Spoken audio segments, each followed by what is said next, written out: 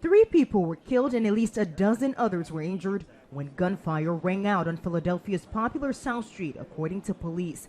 Yesterday was a dark day for Philadelphia.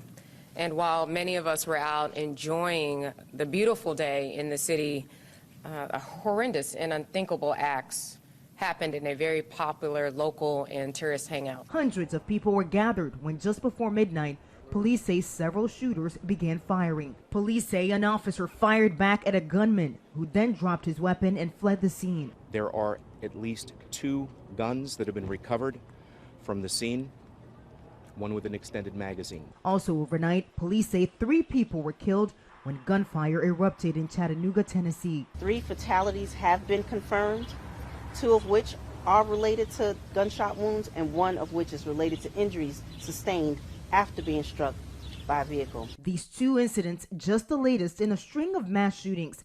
10 black people were killed at a supermarket in Buffalo, New York. 19 children and 2 teachers were killed at an elementary school in Uvalde, Texas.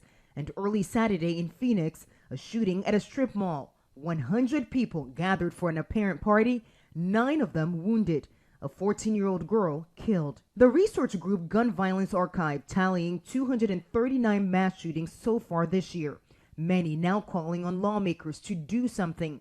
Democratic Senator Chris Murphy telling CNN he believes Congress is closer than ever before to reaching an agreement on gun reform. I've never been part of negotiations as serious as these. There are more Republicans at the table talking about changing our gun laws. Parents of victims and survivors of the mass shootings in Buffalo and Uvalde will appear before a House committee on Capitol Hill next week in an effort to stress the devastation brought on by gun violence.